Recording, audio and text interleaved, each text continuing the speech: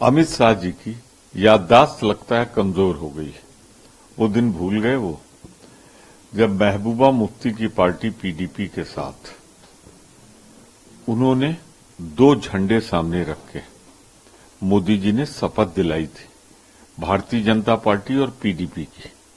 क्या है पीडीपी का स्टैंड? नॉर्थ ईस्ट के बहुत से राज्यों में भारत की संप्रभुता और संविधान के प्रति कह रहा है जिनके साथ आप समझौता किए बैठे हैं। तो मेहरबानी करके आप गलत तथ्य मत दीजिए। कांग्रेस पार्टी हमेशा देश के संविधान की रक्षा के लिए, इसकी सार्वभौमिकता के लिए, इसके अविभाज्य अंग जो हैं उनकी रक्षा के लिए सजग थी, सचेत है। हम उस पर कोई समझौता नहीं कर सकते हैं। भूल गए आप? फिर आपकी याददाश्त आपको साथ नहीं दे रही है कि ये कांग्रेस पार्टी ही थी जिसने 1971 में बांग्लादेश को जन्म दिया था और आप बचा भी न पाए उस परिवार को।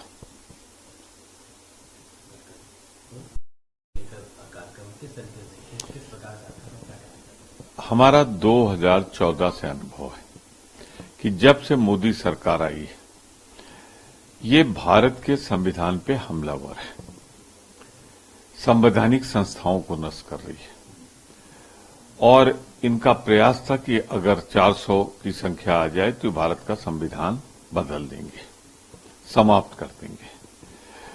तब अंबेडकर का संविधान नहीं, मोदी का संविधान रहेगा। भारत की जनता को बधाई कि उसने इन्हें इस काबिल नहीं बनाया। ये एक सिविल सोसाइटी है जो संविधान बचाने के लिए पहले लखनऊ में भी कर चुकी है ऐसे ही एक कार्यक्रम, और अब इलाहाबाद में ये रहेगा। जागरूक करती रहेगी ये सिविल सोसाइटी देशवासियों को कि ये संविधान हमें बहुत कुर्बानियों के बाद मिला है। भीमराव अंबेडकर के कानून को, संविधान को हम छूने नहीं देंगे, बदलने नहीं देंगे। हरिजनों, पिछड़ों और आम भारतीय नागरिकों को जो अधिकार मिले उससे खिलौना नहीं खेलने देंगे आप।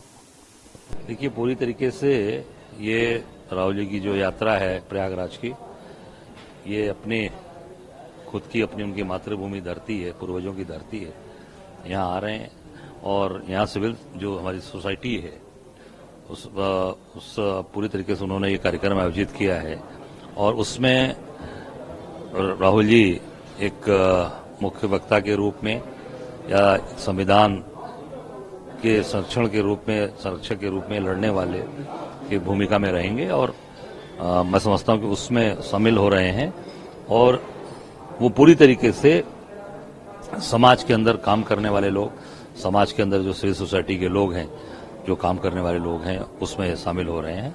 और मैं समझता हूं कि जो संविधान ये सरकार के द्वारा चुनाव के समय से और आज तक जो संविधान को पूरी तरीके से रौंदा जा रहा है, संविधान को पूरी तरीके से असंवैधानिक काम किए जा रहे हैं, उसको ये राहुल जी ने जिस तरीके से जवाब दिया है, ये उस तरीके के ही कार्यक्रम आयोजित होते हैं। संविधान संबंधी कार्यक्रम है और चुनाव में भी संविधान की प्रतिलिपि जो है दिखा के काफी कांग्रेस को फायदा मिला है, तो छोड़ना नहीं चाह रहे हैं। नहीं, फायदा नुकसान की बात नहीं है। देखिए, आपने भाजपा नेताओं की बात सुनी होगी। इनके मंत्री अनंत हेगड़े ने, कर्नाटक के जो केंद्र सरकार के मंत्री थे कर्नाटक से, इनके 2-3 सांसदों ने लगातार संविधान को बदलने की बात कही कि 400 सीट दीजिए, संविधान हम बदलेंगे। तो निश्चित लगा राहुल जी को कि ये क्या होने जा रहा है। तो राहुल जी ने उसको फिर मजबूती से उठाया, बीड़ा उठाया और जन समर्थन मिला, जनता का साथ मिला, तो वो आगे और मजबूती से चीजें मजबूती के साथ खड़ी रहें। लोगों को ये कभी न महसूस हो केवल चुनाव में हमने संविधान की बात की और आगे हम पीछे हम उस पर चुप हैं। तो ये निश्चित तौर से संविधान के रक्षा की बात, संरक्षण की बात वो लगातार हमारे नेता राहुल जी बोल रहे हैं, उसी के तहत आज ये कार्यक्रम में आ रहे हैं।